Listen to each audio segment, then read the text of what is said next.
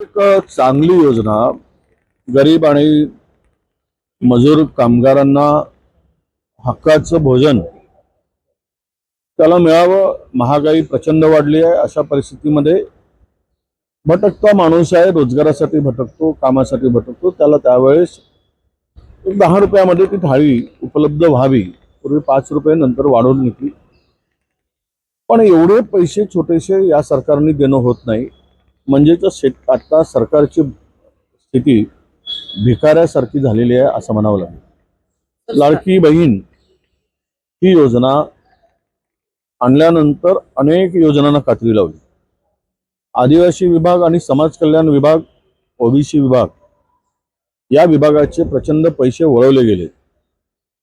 हे तीनही विभाग वाऱ्यावर सोडले गेले आणि आता अनेक योजना बंद पडत आहेत. मला वाटतं की फक्त यांना लाडकी बहीण योजनासाठी जर तुमच्याकडे पैसे नव्हते तर तुम्ही कर्ज काढायला पाहिजे होतं, पण ह्या योजना बंद करणं योग्य नव्हतं.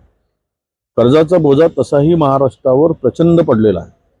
10 लाख कोटीच्या घरात आता आपण कर्ज महाराष्ट्रावर झालेला आहे. 10 लाख कोटी.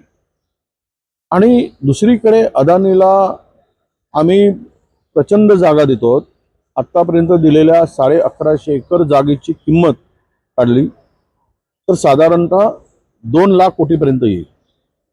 आणि हे 2 लाख कोटी रुपये या योजनांसाठी वापरले असते, शेतकऱ्यांच्या कर्जमुक्तीसाठी वापरले असते, त्या जमिनीची विल्हेवाट लावून.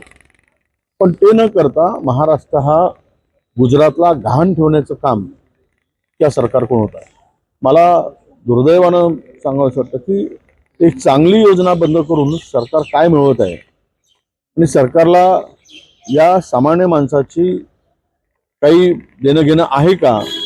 त्यामुळे जर 6 महिन्यापासून पगार मिळत नसेल किंवा त्यांना त्यांचा त्या केंद्र सरकारला निधी मिळत नसेल, त्यांच्या हक्काचे पैसे मिळत नसतील तर सरकारने सांगून टाकावं आम्ही देऊ शकत नाही, आमची अवकात नाही, आम्ही देणार नाही, सांगून टाकून मोकळं करावं.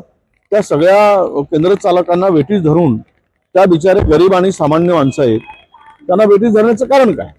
हे जे पाप आहे एक एक पाप हे सरकार करत पुढे चाललंय आणि यांच्या पापाचा गळा भरणार.